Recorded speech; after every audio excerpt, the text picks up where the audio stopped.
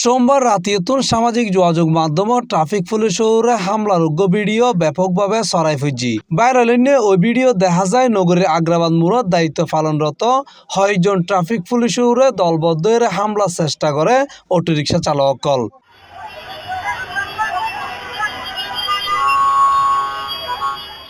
Video viral হওয়ার পরতুন ঘটনার প্রকৃত হারণ জানিবেলা স্থানীয় বাসিন্দা ও পুলিশের লগে হতা হয়ে জানা গিয়ে সোমবার জুলাই ২৭ তারিখ সকালে আগ্রাবাদতুন মা ও শিশু হাসপাতালের নিমতলা বিশ্ব রোড পর্যন্ত নতুনভাবে ম্যাক্সিমা গাড়ি চলাচলের কেন্দ্র করে অটোরিকশা চালকসকলের লগে বাকবিদণ্ড সৃষ্টি হয়।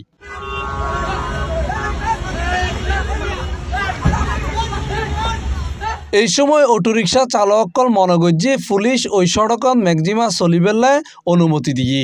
এই ঘটনার কেন্দ্র করে এক পর্যায়ে ৬ জন অটোরিকশা চালক ও তারা সহযোগীসকল আগ্রাবাদ মোড়ত দায়িত্ব পালনরত ট্রাফিক পুলিশের এলোপাতারি হামলা চালায়। এন্ডে দায়িত্বতা ৩ জন পুলিশ সদস্য আহত হয়ে।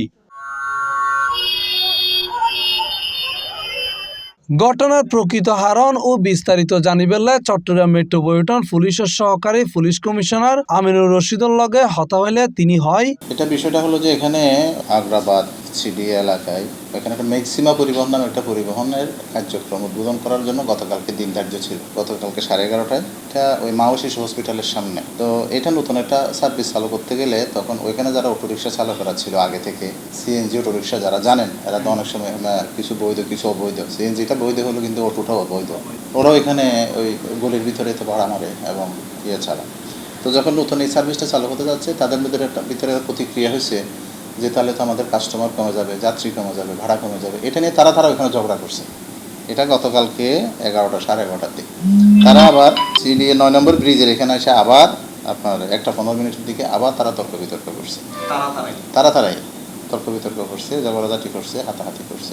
কেবা খারাপ গুজব ছড়াইছে যে এটার সাথে ট্রাফিক পুলিশও জড়িত থাকতে পারে। স্র্যাফ একটা গুজব, এখন মিথ্যা তথ্যের ভিত্তিতে তারা কি করছে পরবর্তীতে 14টা 20 মিনিট বা 2টা 20 মিনিটের দিকে আগ্রাবাদ ট্রাফিক পুলিশের বক্সের সামনে তারা অটোরিকশা নিয়ে 10-12 জন 13 জন ছেলে ফেলে হাতে লাঠিসোঁটা নিয়ে এসে অতর্কিতভাবে ট্রাফিক পুলিশের সাথে তর্ক এবং হামলায় লিপ্ত হয়। এটা খুবই অনভিপ্রেত ছিল। পুলিশ ভেবে উঠতে পারে না যে তারা হঠাৎ করে কেন, কোনো কারণ ছাড়া। তো এটা হলো মূল ঘটনা।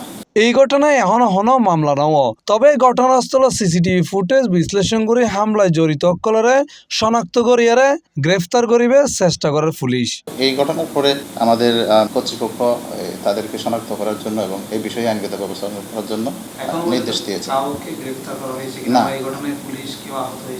হ্যাঁ, আমাদের 2-3 জন পুলিশ, একজন সার্জেন্ট, 2 জন পুলিশ কনস্টেবল আহত হয়েছে।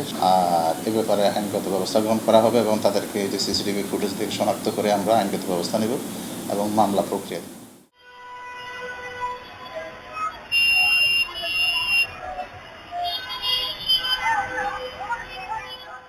Mohammad Nizamuddin Tipu, C+ TV, Chittagong.